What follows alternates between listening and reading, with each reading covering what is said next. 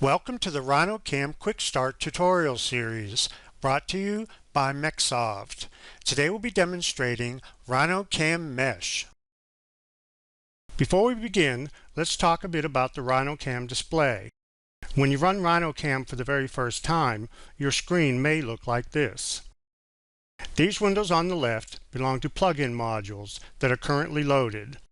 For now, let's close them all. Okay, let's go ahead and load the RhinoCAM Mesh plugin. So from the main menu in Rhino, we'll select the RhinoCAM main menu, drop that down, and we'll pick Mesh.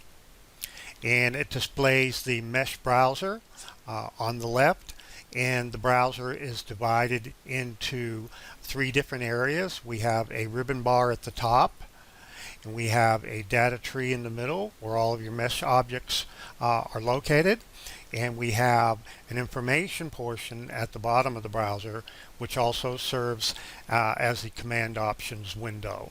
We'll be performing the following steps to complete this guide. First, we'll open a point cloud file. Then we'll create a mesh from the point cloud. Then we'll auto-fix the mesh and analyze the mesh. After that, we'll refine the mesh and smooth it out. Then we'll analyze the mesh using curvature and reflection analysis. Then we'll create and analyze slice curves from the mesh. Finally, we'll create an offset shell and then split the mesh into two halves. So let's go ahead and load our point cloud data file that we're going to use to create our mesh from. So we'll go ahead and from the Rhino standard toolbar, we'll pick Open. We'll select rubberduck.csv, which is a point cloud file. And we'll go ahead and select the default options for importing the point cloud. And you see that we have a point cloud loaded in Rhino, and we have a point cloud object listed over here under the data tray. So the first thing we're going to do is we want to create a mesh from the point cloud data. So while the point cloud is selected, let's go ahead and we'll go ahead and go to the Create tab.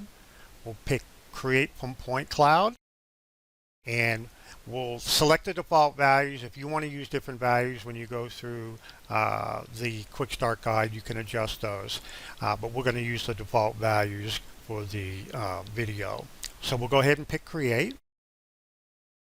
And let's turn off a point cloud, and you see that a mesh object was created.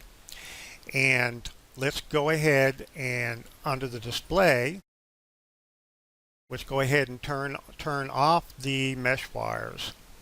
And let's go ahead and select our rendering.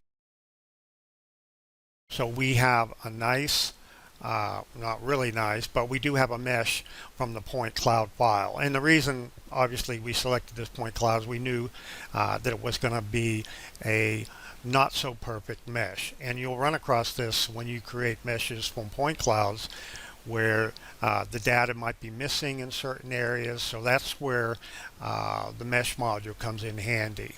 So let's go ahead and do an analysis to take a look at what we got.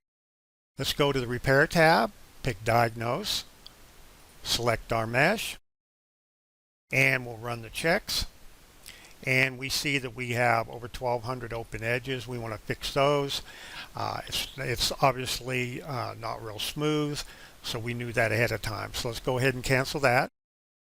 And now that we have it shaded, let's go ahead and turn the mesh wires back on, and you'll just see what we have to work with here.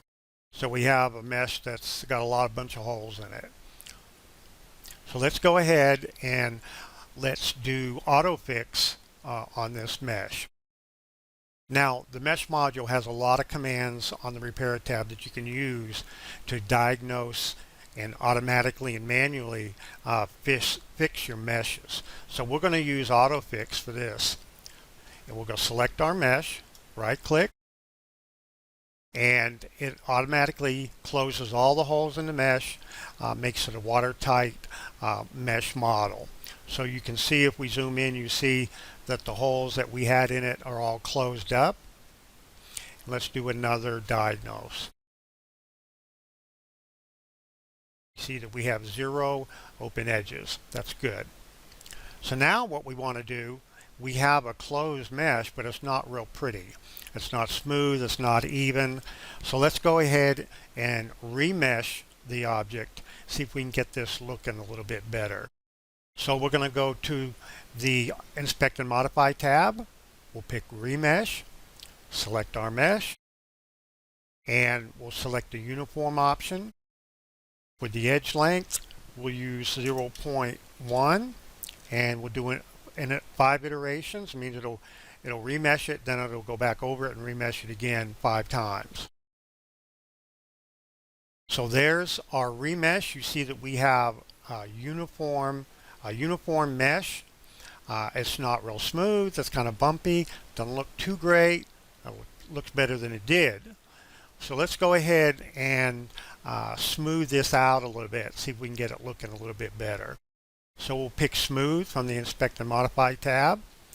Select our mesh, and we'll allow it to deviate in both directions. We'll do 10 iterations this time and pick Smooth. So now you got a nice smooth looking mesh from that point cloud. Everything looks uniform, just a few imperfections, nothing real critical. Let's go ahead and analyze this mesh to see a couple of other ways that you can look at it. So let's go up on the Inspect and Modify tab. We'll pick Reflection Lines, pick the mesh, and then we'll pick Render. So what you see here is you've got a rendering placed on top of the mesh model that allows you to see reflection characteristics of the mesh model. And you can use this to zero in on areas where you might want to do some more refinement. And you can also do a curvature analysis. This was reflection line analysis.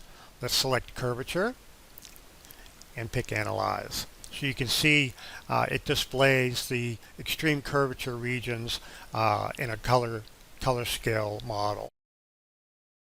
Okay, so what did we do?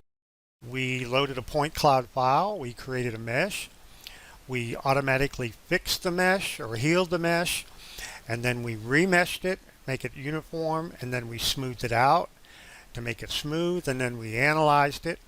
So what we're going to do now is you can create slice curves from this mesh to further analyze the mesh geometry. So we'll show you how to do that. We'll go to the Model tab, we'll pick Slice, pick the mesh, and for the distance between each slice, we'll leave that set to 1/8 of an inch. We'll pick Slice.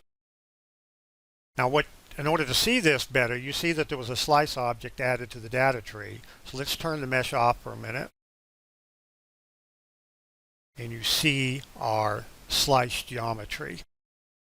And then also it analyzes those curves, and it'll let you know if any of the curves are open. Everything is closed. That looks good.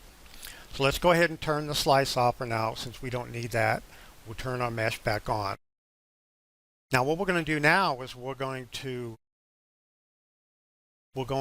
offset the mesh, and then we're going to split it into 2 halves. So we're going to shell it and then split it. To do that, let's go ahead and first rotate the mesh over on its side. So let's go ahead and select the mesh, and we'll use the Rhino gumball to rotate the mesh, and we'll enter -90. So that rolls it over onto its side. So what we're going to do now is we're going to offset the mesh, and we're going to select Offset from the Model tab, pick our mesh, and for the offset distance, we're going to go an inward offset.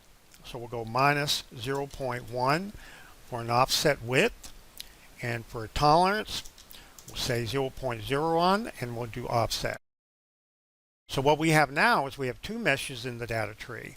We have our inside mesh that we offset from the outer mesh, as you can see that very well, and then we have the outside mesh, which is our original mesh.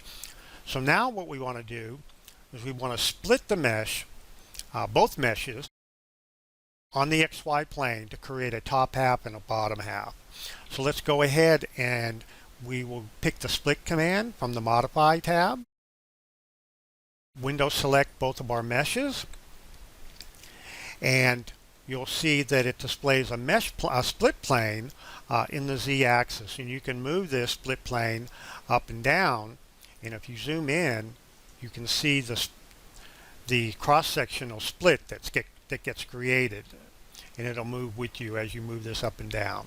So let's go ahead and pick the cap results option, which will make a closed mesh on each half, and we'll pick split. So now what we have here is we have a top mesh, a bottom mesh, and we still have our slice curves. So let's go ahead and turn one of these off. We'll go ahead and turn off the bottom mesh. Well, let's turn off the top one so we can see the bottom one better. And let's turn off our mesh wires. So we have a nice uniform offset shell of our mesh, and then we split it in half so that we have two halves of this mesh model. This completes the quick start tutorial for RhinoCAM Mesh, brought to you by MecSoft. For further assistance, you can visit the online help supplied with the program or visit www.mecsoft.com for additional tutorials. Thank you.